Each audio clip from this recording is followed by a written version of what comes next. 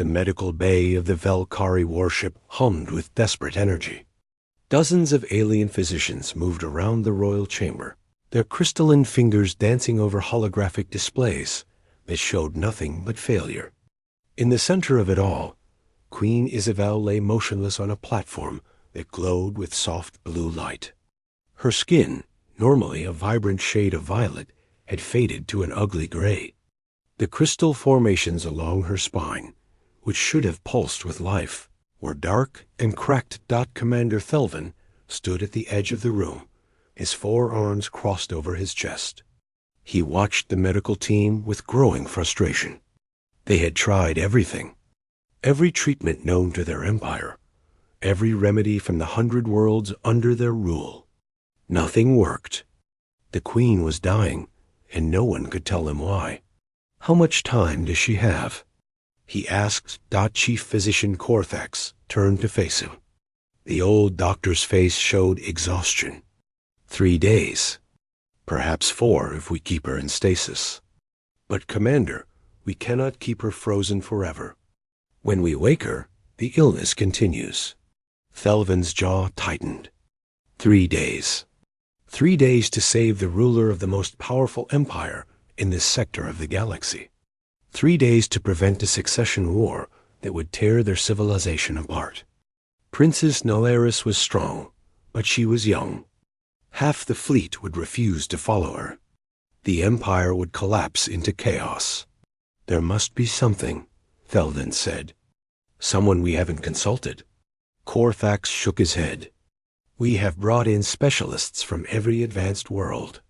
The Torvians, the Kalish, even the Mordant Collective. They all say the same thing. Her neural crystals are fracturing from the inside. It's as if her own body is attacking itself, but we cannot find the cause." Thelvin was about to dismiss the physician when a junior officer approached. The young Valkyrie looked nervous as he handed over a data tablet. "Commander, you asked me to search for any options we hadn't considered. I found something, but you won't like it. Tell me." "There's a planet called Earth. They just joined the Galactic Communication Network 2 years ago. Very primitive. But they have something unique. Their medicine is different from ours. They study biology in ways we never considered because our species are so different from theirs." Thelvin stared at the officer. "You want me to trust the Queen's life to primitives? To a species that hasn't even mastered faster-than-light travel on their own? Sir, they specialize in treating conditions they've never seen before. They have to. Their world has millions of different species of life. They're used to working with incomplete information and finding creative solutions. And," the officer hesitated, "they have treated cases of radiation poisoning that sound similar to the Queen's symptoms." The commander looked back at the dying Queen. Pride warred with desperation in his mind. But what choice did he have? Send the message. Find their best doctor. Across the galaxy, on a planet called Earth, Dr. Ji-Won Park was finishing his night shift at Seoul National University Hospital. He was tired. The emergency room had been busy, and he'd performed 3 surgeries back to back. All he wanted was to go home, take a hot shower, and sleep for 10 hours. His phone buzzed just as he was changing out of his scrubs. The message was from the Global Xenobiology Institute. Ji-Won's heart began to race. He'd applied to their research program 3 times and been rejected each time. Maybe this was finally his acceptance letter. He opened the message. It wasn't an acceptance letter. "Dr. Park, your presence is requested for an emergency consultation. Alien contact. Medical emergency. Transportation will arrive in 30 minutes. Volunteering only. High risk. Respond immediately." Ji-Won read it 3 times. This had to be a joke. But when he called the number listed, a very serious government official confirmed that it was real. An alien empire had requested human medical assistance. They needed someone with his specific combination of skills: emergency surgery, xenobiology research, and experience with unknown pathogens.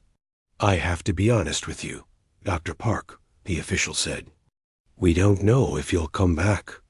We barely know anything about these aliens. They could be lying about needing medical help.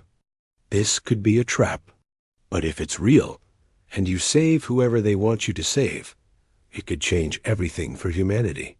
Ji-won thought about his apartment, his comfortable life, his research papers that still needed editing. Then he thought about the opportunity to study alien biology firsthand, to see things no human had ever seen, to maybe, possibly, help bridge the gap between humanity and the stars. I'll do it, he said. 30 minutes later, a beam of light appeared in the hospital parking lot. Ji-won stepped into it, and the world dissolved around him. When reality reformed, he was standing on a spaceship. The gravity felt different. The air tasted strange. And surrounding him were a dozen armed guards who definitely did not look friendly. They were tall, violet-skinned, with crystalline formations growing from their shoulders and heads. Their eyes glowed with an inner light, and every one of them had a weapon pointed at him. A translator device was shoved into his hand. Put this in your ear. One of the guards growled in a language that became English in Ji-won's mind once the device activated. Commander Thelvin appeared, towering over Ji-won by at least 2 feet. You are the human doctor? Yes, I'm Dr. Ji-won Park. I'm here to help. Our queen is dying. You will examine her. If you fail, if you harm her in any way, you will die. Do you understand? Ji-won swallowed hard, but kept his voice steady. I understand. Take me to her. The walk through the ship was intimidating. Everywhere Ji-won looked, alien crew members stared at him with expressions ranging from curiosity to outright hostility. He heard whispers even through the translator. Primitive, barely sentient, desperate foolishness. When they reached the medical bay, Ji-won forgot about the insults. His entire attention focused on the patient. Queen Isabel was clearly in bad shape. Her vital signs, displayed on monitors he couldn't fully read, were erratic. But more than that, he could see the wrongness in her body. The gray skin, the dark crystals, the way she seemed to be fading away even as he watched. Princess Nalaris stepped forward, blocking his path. She was younger than the queen, but carried herself with fierce authority. You think you can save her? You, whose species still dies from simple diseases. My mother is the greatest ruler our empire has ever known. Her life should not depend on something like you. Ji-won met her gaze steadily. Your Highness, I don't know if I can save her, but I promise you this. I will try with everything I have. That's all any doctor can offer. The princess looked like she wanted to argue, but Commander Thelvin placed a hand on her shoulder. Let him work. We have no other options. Ji-won approached the queen and began his examination. He had 72 hours. The clock was already ticking. Ji-won spent the first 6 hours simply observing. The Velkari medical equipment was far more advanced than anything on Earth, but the principles were the same. Monitors tracked heart rate, brain activity, cellular function. The numbers told a story of systematic failure, but they didn't tell him why. Chief Physician Korthax stood behind him, watching every move. The alien doctor had made it clear that he considered this entire exercise a waste of precious time. What are you doing, human? Why aren't you administering treatment? Because I don't know what's wrong yet, Ji-won replied, not taking his eyes off the displays. On Earth, we have a saying, treat the disease, not the symptom. Right now, all I see are symptoms. We've already run every diagnostic test possible. Then let me see the results. Korthax hesitated. That information is classified. Royal biology is a state secret. Ji-won turned to face him, struggling to keep his frustration in check. You brought me here to save her life. I can't do that if you won't let me understand her biology. Would you perform surgery blindfolded? The two doctors stared at each other. Finally, Commander Thelvin intervened. Give him the files. All of them. The data that flooded Jiwan's tablet was overwhelming. Velkari biology was nothing like human biology. They had redundant organ systems, crystalline neural structures instead of a traditional brain, and a circulatory system with 3 separate chambers. Their cells used different proteins, different chemical processes. Evolution had taken them down a completely different path, but as Jiwan studied the information, something caught his attention. The Queen's illness had started suddenly, right after she returned from a diplomatic mission to a border world. The symptoms appeared within hours. That ruled out most diseases. Infections took time to develop. This was fast, aggressive. What was she exposed to during that mission? Jiwan asked. Nothing unusual, Korthax said. We scanned the entire planet. No biological threats. What about radiation? Energy fields? Something environmental? The alien doctor pulled up another file. There was elevated cosmic radiation in that system. Their star is unstable, but we've been to worse environments. Our ships are shielded. Jiwan leaned closer to the screen.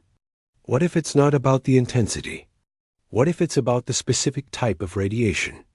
These crystals in her neural structure, what are they made of? Crystallized neural tissue. It's how our species stores memories and processes complex thoughts. Why? Because certain crystals react to specific frequencies of radiation. If the radiation from that star matched the resonance frequency of her neural crystals. Jiwan trailed off, his mind racing through the possibilities. Korthax's expression changed from skepticism to interest. You're suggesting the radiation caused molecular vibration in her neural structure? That it's literally shaking her brain apart from the inside? Not shaking. More like slowly fracturing. Like how a singer can shatter a glass by hitting the right note. The radiation triggered a cascade effect that's still ongoing, even though she's no longer exposed to the source. For the first time, the alien doctor looked at Jiwan with something approaching respect. That ... would explain why nothing we've tried has worked. We've been treating it as a disease or poison, but it's actually structural damage at the molecular level. Can we reverse it? I don't know. Our technology can't manipulate matter at that scale without destroying the entire neural structure.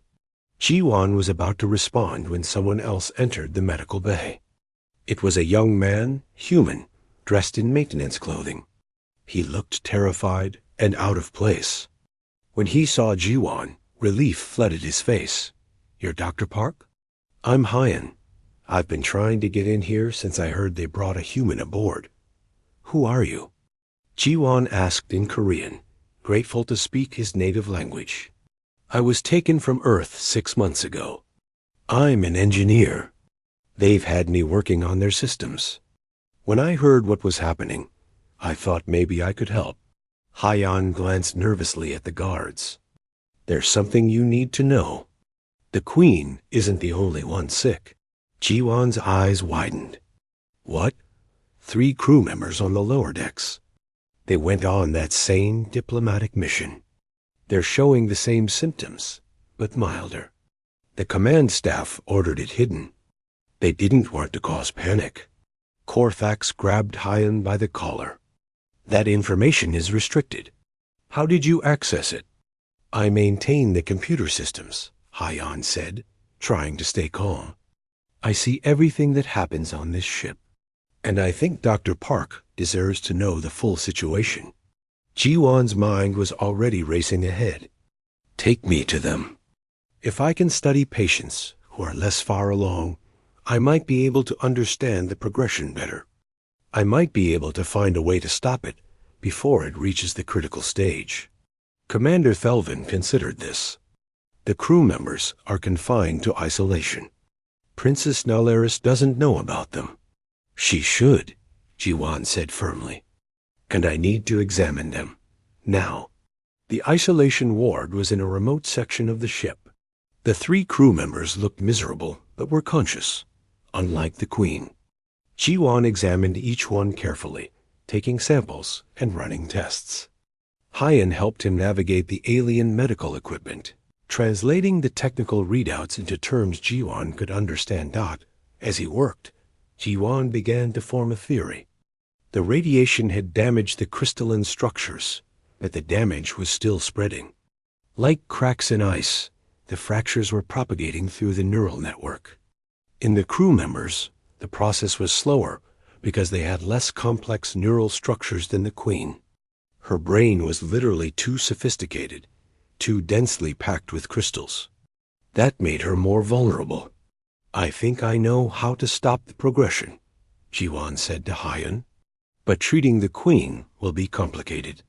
I need to do something that your technology can't do. What's that? Introduce foreign biological material to stabilize the crystals. On Earth, we use stem cells to repair damaged tissue. They're adaptable, and they can integrate into existing structures. If I can modify human stem cells to work with Valkyrie biology, they might be able to fill the microscopic fractures and prevent further damage. Hyan looked doubtful. Human cells in an alien body? Won't that trigger an immune response? Probably. But I can suppress that with the right drugs. The bigger problem is that I'm talking about essentially inventing a whole new type of cellular therapy in less than 3 days. Back in the main medical bay, Ji-won presented his theory to Commander Thelvin and Korthax. The alien doctor was intrigued, but cautious. This approach is completely untested. If it fails, it could accelerate her death. If we do nothing, she dies anyway, Ji-won countered. At least this gives her a chance. Princess Nalaris burst into the room, flanked by her guards. Someone had told her about the sick crew members. Her face was furious. You've been hiding casualties from me? And now you want to experiment on my mother with primitive human medicine? Your Highness, Ji-won said, keeping his voice respectful but firm. I understand your fear. If I were in your position, I'd be terrified too. But fear won't save your mother. Action will. Give me a chance to try. Why should I trust you? You've been here less than a day. Our best doctors have been working on this for weeks. Because sometimes the solution comes from someone who doesn't know what's supposed to be impossible. Your doctors are brilliant, but they're thinking inside the box of what Valkyrie medicine can do. I'm thinking about what human medicine can do. They're different tools, and right now, you need a different tool. The princess stared at him for a long moment. Then she turned to Commander Thelvin. If he fails, if my mother dies because of this human's arrogance, I will hold you responsible. Thelvin nodded slowly. I accept that responsibility. Dr. Park, you have permission to proceed. You have 50 hours remaining. Ji-won took a deep breath. The hard part was about to begin. The preparation took 12 hours. Ji-won contacted Earth through the ship's quantum communication system, and the conversation that followed was both frustrating and enlightening.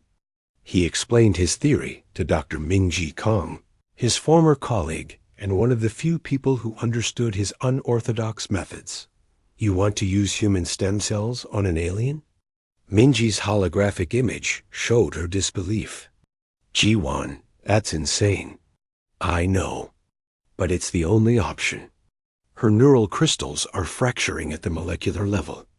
I need something adaptable enough to integrate with the crystal structure, but stable enough to stop the fractures from spreading.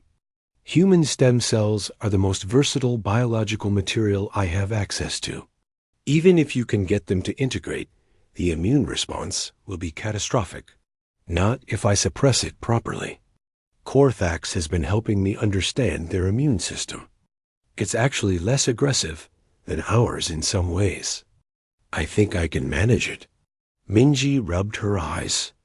She looked exhausted, and Ji-won realized she'd probably been awake as long as he had. Send me everything you have on Velkari biology. I'll run simulations on our end. Maybe I can find the right combination of immunosuppressants and growth factors. For the next several hours, Zhuan and Minji worked together across the vastness of space. Haiyan helped by setting up better communication protocols, and even managed to increase the bandwidth so they could share data faster. The young engineer proved invaluable, translating between human and Velkari technical systems with surprising ease. How did you learn their technology so quickly? Jiwan asked during a brief break. Haiyan shrugged. When you're trapped on an alien ship with nothing to do but work, you learn fast. Plus, engineering is engineering. The principles are universal, even if the tools are different. The stem cells were synthesized using a combination of human DNA from Jiwan's own samples and carefully selected proteins from the Velkari database. The result was something that existed nowhere in nature, a hybrid cellular structure designed to bridge two completely different evolutionary paths. When everything was ready, Commander Thelvin assembled the medical team. Princess Nalaris insisted on being present, despite Jiwan's suggestions that she wait outside. If my mother dies, I will watch it happen, she said coldly. The surgery began at what passed for midnight on the ship's schedule. Queen Isabel was brought out of stasis, and Jiwan could see immediately how much worse she'd gotten. The gray in her skin had spread. Her breathing was shallow. The monitors showed neural activity dropping toward critical levels. We have perhaps 6 hours, Korthak said quietly. After that, the damage will be irreversible. Jiwan nodded and picked up the first instrument. It was nothing like the surgical tools he'd trained with on Earth. The Velkari scalpels used directed energy fields instead of blades. The precision was incredible, but the learning curve was steep. His hands trembled slightly as he made the first incision. The surgery was unlike anything Jiwan had experienced. The Queen's internal structure was beautiful and alien. Her triple-chambered circulatory system pulsed with luminescent blood. Her organs were arranged in patterns that made no sense from a human perspective, but were perfectly logical for her species. He worked his way carefully toward the neural crystal clusters along her spine. These were the most damaged areas, where the fractures had spread deepest. Under magnification, he could see the cracks spreading through the crystalline structure like tiny lightning bolts frozen in time. Beginning stem cell introduction, Jiwan announced. His hands were steady now, all nervousness burned away by focus. He injected the modified cells directly into the fracture sites. For a moment, nothing happened. Then the monitors began to show activity. The stem cells were responding, beginning to differentiate and integrate with the surrounding tissue. It's working, Korthak said, sounding amazed. The cells are actually bonding with the crystal structure. But Jiwan had no time to celebrate. He moved to the next damaged area, then the next. Each injection had to be precise. Too much, and he risked triggering an immune response. Too little, and the fractures would continue to spread. He was halfway through the procedure when the ship's lights flickered. Then they went out completely. Emergency lighting kicked in, bathing the medical bay in dim red light. Alarms began to sound throughout the ship. What's happening? Jiwan demanded, his hands frozen over the Queen's exposed neural structure. Commander Thelvin was already moving toward the door, shouting orders. Sabotage. Someone has disrupted the main power grid. Stay here and guard the Queen. Princess Nalaris drew her weapon, positioning herself between Jiwan and the door.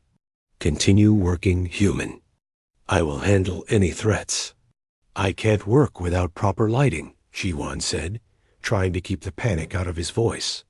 The next injection site is microscopic. If I miss by even a millimeter, I could cause more damage. Haiyan was already at one of the computer terminals. I can reroute emergency power to the medical bay, but it'll take a few minutes. We don't have minutes. Every second she's open and exposed increases the risk of infection and further damage. Minji's voice crackled through the communication system. Jiwan, I'm sending you a detailed map of the neural structure based on the scans you uploaded. I'll guide you through the next steps verbally. You can do this. In the dimness, with only emergency power and Minji's voice to guide him, Jiwan continued the surgery. His hands moved by feel as much as sight. He'd performed emergency procedures in difficult conditions before, but never anything like this. Every instinct screamed at him to stop, to wait for proper lighting. But the monitors showed the Queen's vital signs dropping. He didn't have time to wait. There's fighting in the corridors, Princess Nalaris reported. Some of our crew have turned traitor. They're trying to reach this room. How long until they get here? Jiwan asked, not looking up from his work.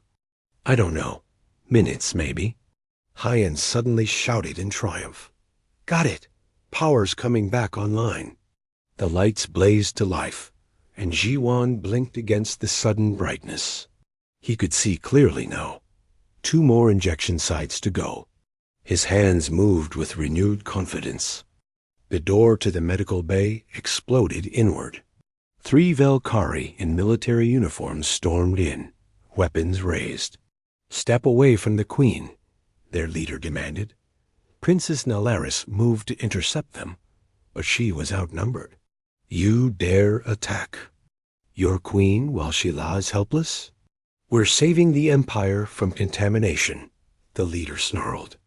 That human is polluting her royal blood with his primitive genetic material. She would rather die than be corrupted like this. You don't speak for my mother, Nalaris shot back. But the rebels had their weapons trained on her. One wrong move and they'd fire. Jiwan completed the second-to-last injection. 1 more to go. But the rebel leader was advancing on him now, weapon raised. Step away from her, or I'll kill you where you stand. If you kill me now, she dies anyway, Jiwan said, his voice surprisingly calm. The final injection has to be placed precisely, or all of this was for nothing. You'll have murdered your Queen for your pride. The rebel hesitated. In that moment of uncertainty, Commander Thelvin burst into the room with a squad of loyal guards. The firefight was brief and brutal. Energy weapons lit up the medical bay. Jiwan threw himself over the Queen's body, protecting her exposed neural structure from the chaos. When the shooting stopped, the rebels lay unconscious on the floor. Commander Thelvin had a burn across his shoulder, but he was still standing. Finish it, Doctor, before anyone else tries to stop you. Jiwan's hands were shaking now, adrenaline finally catching up with him, but he forced them steady. He positioned the final injection, checked his calculations one last time, and administered the modified stem cells. The response was immediate. The monitors showed a surge of activity in the Queen's neural structure. The stem cells were spreading, filling the fractures, stabilizing the damaged crystals. Her vital signs began to climb. Neural activity increasing, Korthax reported, his voice filled with wonder. The fractures are sealing. Doctor, I think it's actually working. Jiwan carefully closed the incision and stepped back. He was exhausted, covered in sweat, and his hands wouldn't stop shaking. But he'd done it. The surgery was complete. Now they had to wait and see if Queen Isabel would wake up. For 18 hours, Queen Isabel remained unconscious. The monitors showed that her body was healing, that the stem cells were successfully integrating with her neural structure, but she didn't wake. Jiwan stayed by her side the entire time, monitoring every change, every fluctuation in her vital signs. Princess Nalaris was there too, though she maintained her distance. She watched Jiwan with an expression that was hard to read. Not quite trust, but no longer open hostility. Why do you care so much? She finally asked. You don't know my mother. Your species has no connection to ours. You could have refused this mission. Jiwan looked up from the monitors, his eyes red from lack of sleep. Because she's a person. That's enough. On Earth, we have a principle in medicine. We treat everyone who needs help, regardless of who they are. It doesn't matter if you're rich or poor, alien or human. If you're suffering and I can help, then I have a responsibility to try. That's a foolish principle. It makes you vulnerable. Maybe, but it also makes us human. The princess was quiet for a moment. I judged you unfairly, Dr. Park. I thought you were primitive, inferior. But what you did in that surgery, working, in darkness while under attack, never stopping even when your own life was in danger, that was not the action of an inferior being. Before Jiwan could respond, the Queen's eyes opened. They were unfocused at first, confused. Then clarity returned. She looked around the medical bay, saw her daughter, saw Commander Felvin, and finally saw Jiwan. "Who are you?" she asked in a voice like distant music. "I'm Dr. Jiwan Park, Your Majesty. From Earth, I performed surgery to repair your neural structure. A human." The Queen's expression was unreadable. "Felvin, you must have been truly desperate to seek help from such a young species." "Forgive me, Your Majesty, but there was no other option." Queen Isabel tried to sit up, and Jiwan immediately moved to help her. She waved him away, but didn't seem offended by the gesture. "How long was I unconscious?" "Nearly 3 days in total," Korthax replied. "You were dying, Your Majesty. Dr. Park saved your life." The Queen touched the back of her neck, feeling the surgical site. "I remember now. The radiation exposure on that diplomatic mission. I felt wrong almost immediately, but I thought it was just fatigue." Her expression darkened. "Where is Admiral Kevron?" "I need to speak with him immediately." Commander Thelvin and Princess Nalaris exchanged glances. "Mother," Nalaris said carefully, "Admiral Kevron is under arrest. He led the sabotage during your surgery. He tried to have Dr. Park killed to prevent him from saving you. Not just me," Jiwan added. 3 of your crew members were also poisoned. The same radiation exposure. This wasn't an accident, Your Majesty.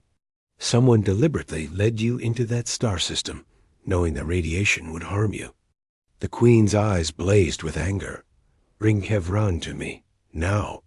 The Admiral arrived in chains, flanked by guards. He was an older Velkari, his crystalline formations dulled with age, but his eyes still sharp. He didn't look remorseful. If anything, he looked proud. "Your Majesty, I see the contamination was successful after all. Explain yourself," the Queen demanded. "You were about to make the greatest mistake in our empire's history," Kevron said. "I heard your plans. You intended to sponsor the humans for full membership in the Galactic Council, to treat them as equals. They're barely evolved apes, Your Majesty. They'll drag us down to their level. So you tried to kill me? I tried to prevent a catastrophe. If you had died, Princess Nalaris would have taken the throne. She would have maintained our proper place in the galactic order. She understands that some species are meant to lead and others to follow." The princess stepped forward, her face twisted with fury. "You think I would have thanked you for murdering my mother? You're a fool, Kevron, and a traitor." The Admiral's confidence wavered. "But you always spoke against the humans. You said they didn't deserve respect." "I said many things in anger and ignorance," Nalaris replied. "I've learned better. Unlike you, I'm capable of changing my mind when presented with evidence. Dr. Park showed more courage and skill in 3 days than you've shown in your entire career." Queen Isabel stood, and despite her recent ordeal, she radiated authority. "Admiral Kevron, you are stripped of rank and title. You will be tried for treason. Take him away." As the guards dragged Kevron out, the Queen turned to Jiwan. "Dr. Park, I must know. How extensive is this conspiracy? Are there others among my crew who share Kevron's views?" "I don't know, Your Majesty." But I think we can find out. Jiwan gestured to Hyan, who'd been waiting quietly in the corner. Hyan has access to the ship's systems. If there are other conspirators, they'll have left evidence. Communication records, movement logs, things like that. The Queen looked at the young engineer with interest. You're human as well? Yes, Your Majesty. I was taken from Earth 6 months ago. Taken? You mean kidnapped? Hyan nodded uncomfortably. A border patrol ship captured me during a deep space mining operation. I've been working as a maintenance technician since then. The Queen's expression hardened. You were enslaved by my people, and yet you helped save my life. Why? Because it was the right thing to do, Your Majesty. And because Dr. Park needed help. Queen Isabel was quiet for a long moment. Then she made a decision. Hyan, you have my gratitude and my apology. When we return to Imperial space, you will be granted full citizenship and compensation for your ordeal. For now, I need your skills. Find me everyone involved in this conspiracy. Over the next 12 hours, Hyan worked with the ship's computer systems while Jiwan treated the other 3 crew members who'd been poisoned. The stem cell therapy worked on them as well, though their cases were less severe. By the time Hyan finished his investigation, he'd uncovered 23 crew members with connections to the conspiracy. But there was a bigger problem. The conspiracy didn't end with Admiral Kevron. It extended throughout the fleet and even into the Galactic Council itself. Powerful voices opposed humanity's advancement, and they'd been working behind the scenes to ensure Earth remained isolated and powerless. They're afraid of you, Queen Isabel told Jiwan during a private conversation. Humans are innovative in ways that threaten the established order. You think differently. You solve problems that others consider impossible. That makes you dangerous to those who benefit from the status quo. So what happens now? Jiwan asked. Now we make a statement. I was going to propose humanity's membership in the Galactic Council quietly, through diplomatic channels. But after what's happened, I think we need a more dramatic approach. Dr. Park, how many sick crew members do we have aboard this ship? Besides the Queen and the 3 from the diplomatic mission, we have 47 cases of various illnesses and injuries. Can your methods treat them? Jiwan thought about it. Some of them, yes. Maybe most. But it would require adapting human medical techniques to each case individually. It would be a lot of work.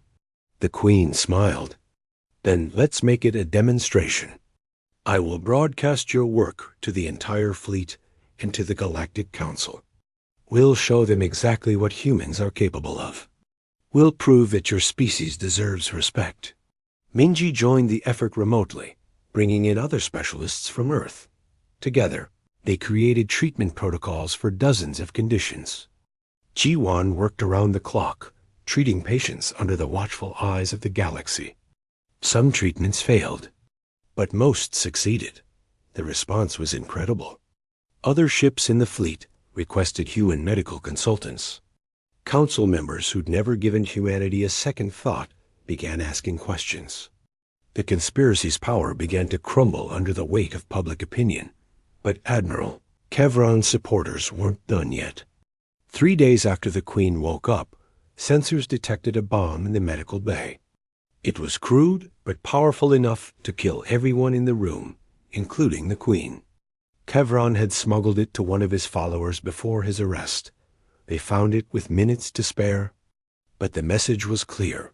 Some people would rather destroy everything than accept change.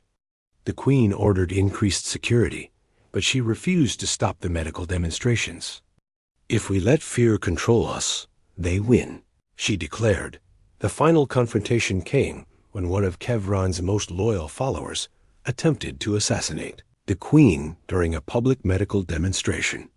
G1 was treating a crew member's genetic disorder when the assassin struck. He moved with incredible speed, a blade appearing in his hand. G1 reacted on instinct. He grabbed the nearest surgical instrument and threw it.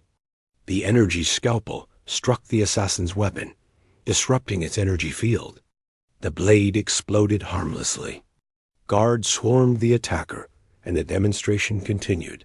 Later, Princess Nalaris found Jiwan in his quarters. "You saved my mother's life twice now. Once with medicine, once with violence. I didn't think human doctors were trained for combat." "We're not," Jiwan admitted, his hands still shaking from adrenaline. "I just reacted. I couldn't let her die after everything we'd done to save her." The princess placed a hand on his shoulder. It was the first time she'd touched him without hostility. "You are strange people, you humans. Violent and gentle, primitive and innovative, weak and incredibly strong. I think the galaxy will be very different once your species finds its place among the stars. Is that a good thing?" "Yes," she said simply. "I believe it is." 2 weeks after Queen Isabel woke from her coma, the Velkari flagship entered orbit around Earth. It was the first time an alien capital ship had come so close to humanity's home world, and the sight caused both wonder and panic across the globe.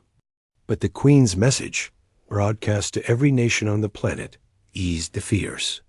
"People of Earth, I come not as a conqueror, but as a grateful patient. One of your own saved my life when no one else could. Today I return him to you, and I bring an offer that will change your future." The ceremony was held aboard the flagship, but it was broadcast throughout both the Velkari, Empire and Earth.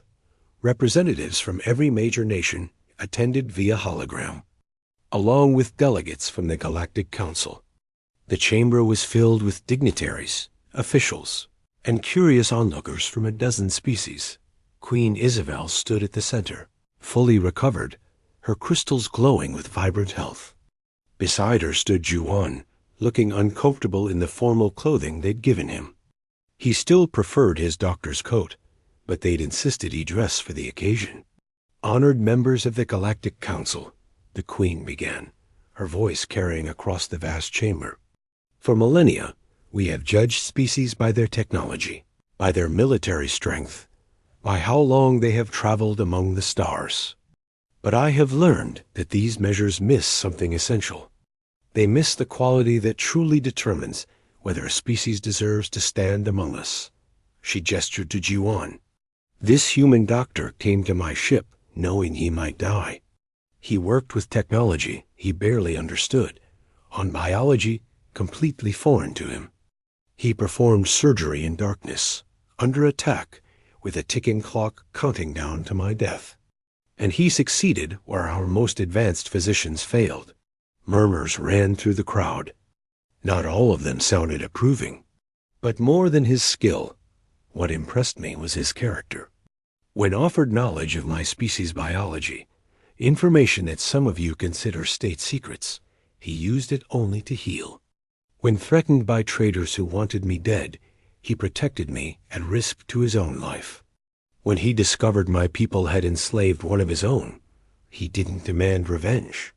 He simply kept working to save lives. The Queen turned to face the Council representatives directly. "This is why I formally sponsor humanity for full membership in the Galactic Council. Not because they are powerful, but because they are worthy. Not because they are advanced, but because they have something to teach us all." The chamber erupted in debate. Some delegates stood and applauded. Others shouted objections. The representative from the Torvian Alliance, a species known for their rigid traditionalism, stood with clear anger on his face. "This is unprecedented. Humanity has barely left their own solar system. They lack the technology, the experience, the maturity to participate in galactic governance." "They lack our technology," Queen Isabel agreed. "But they don't lack intelligence or creativity. They solved a problem in days that stumped my people for weeks. They did it with inferior equipment and incomplete information. Imagine what they could accomplish with proper resources and knowledge." Another delegate, this one from the Mordant Collective, spoke up. "But what about the risk? Young species are unpredictable. They're dangerous. All species are dangerous, the Queen replied. The question is whether they can be trusted to use their abilities responsibly. Dr. Park had access to my ship, to our technology, to sensitive biological data about my species. He could have stolen secrets, sabotaged systems, done countless things to harm us. Instead, he healed us. That is the action of a trustworthy species. The debate went on for hours. Jiwan stood quietly through most of it, feeling increasingly surreal. These beings were arguing about humanity's future, and he was just a doctor. He'd never wanted to be a political symbol. He just wanted to help a patient. Finally, Earth's representative, Ambassador Lee, requested permission to speak. She was an elderly woman who'd spent her career preparing for first contact, though no one had expected it to happen quite like this. Honored council members, I understand your concerns. Humanity is young. We have made many mistakes. We still have conflicts among our own people, problems we haven't solved. But we're trying to grow, to learn, to become better. All we ask is the chance to prove ourselves. Give us membership, and we will show you what humans can do. The vote was close. In the end, humanity was granted provisional membership with a unanimous decision to review their status in 5 years. It wasn't everything the Queen had hoped for, but it was a beginning. Earth had a seat at the galactic table. After the ceremony, Jiwan finally had a private moment with Queen Isabel. They stood in an observation room, looking down at Earth. The blue and green planet hung in space like a jewel, beautiful and fragile. I never thanked you properly, the Queen said. You saved my life, exposed a conspiracy, and opened a new chapter for both our civilizations. I am in your debt. You don't owe me anything, Your Majesty. I was doing my job. Your job?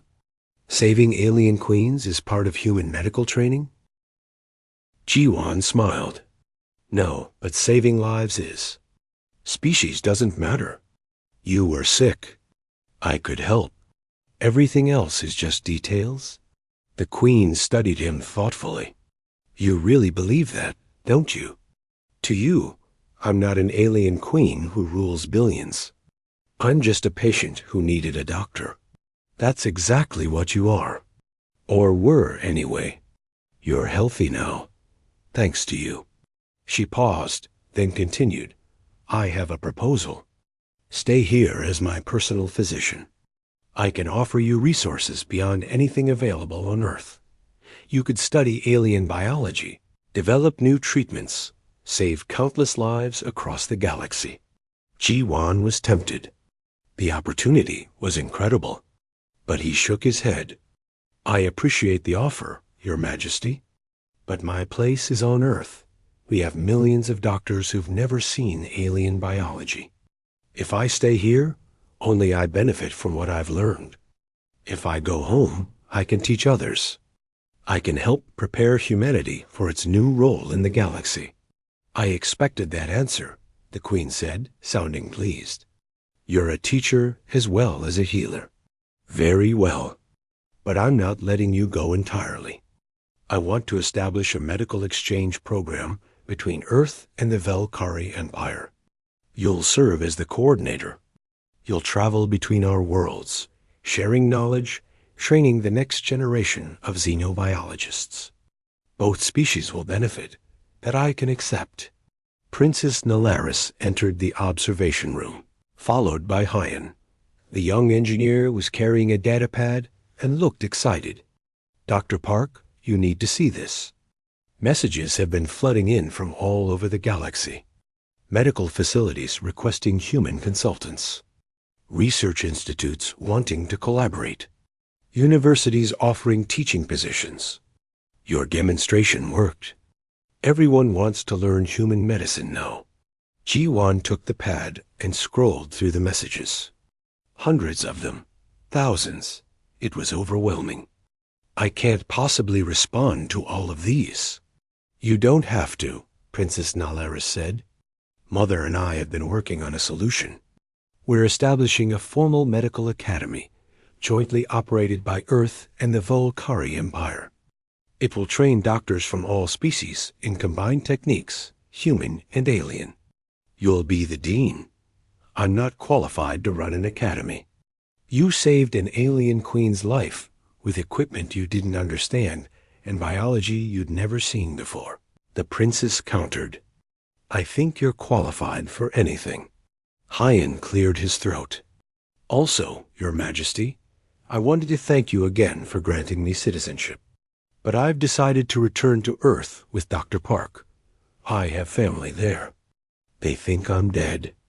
I need to see them. Of course, Queen Isabel said warmly. You've more than earned your freedom. But know that you'll always have a place in my court if you choose to return. The next day, Ji-Wan and Hyan took a shuttle down to Earth's surface.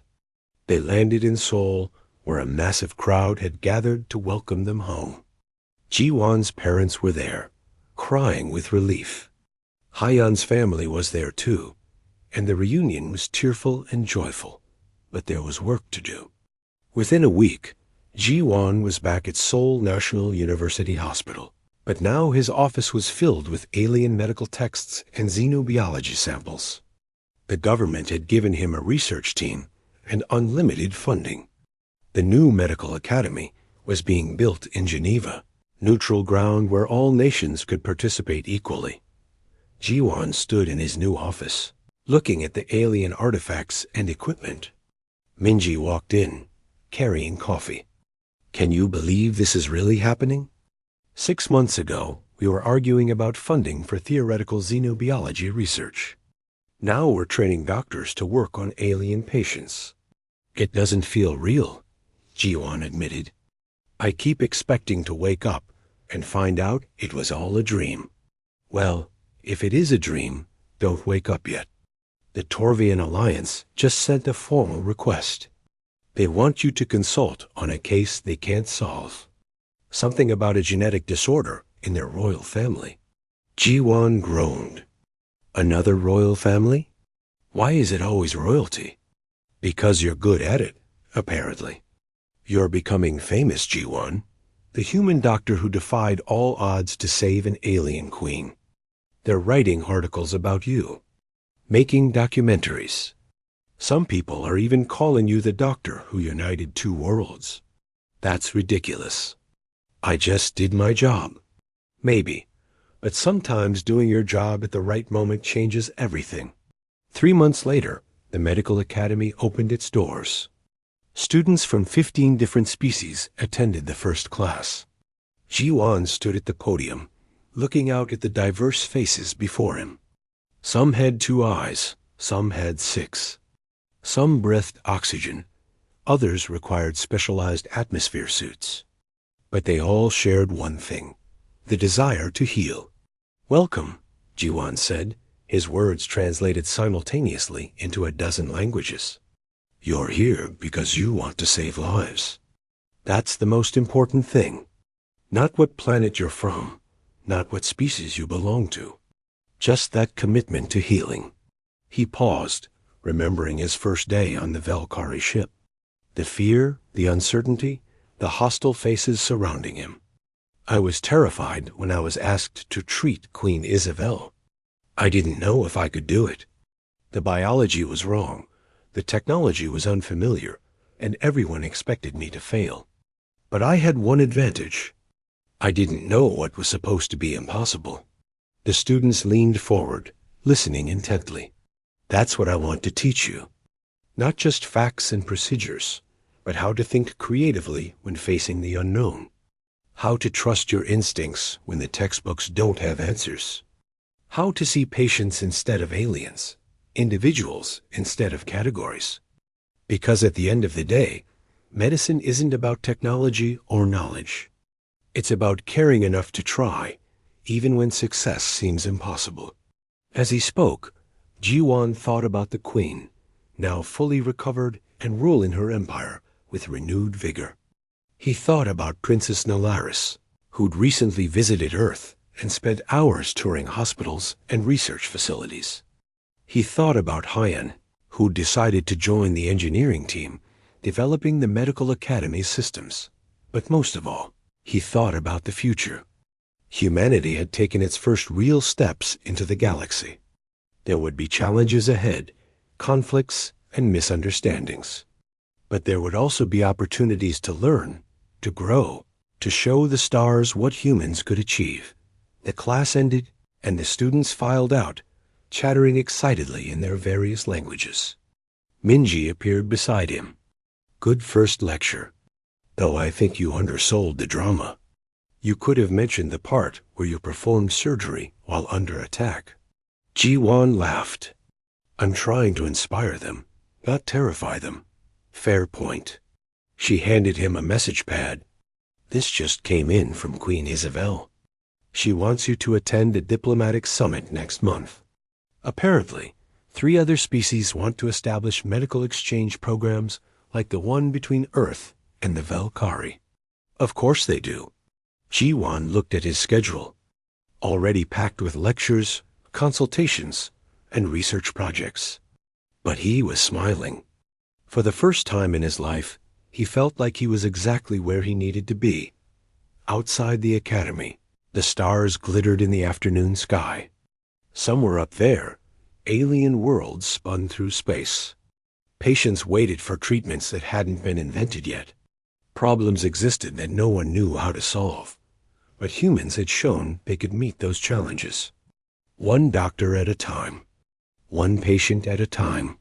One impossible procedure at a time.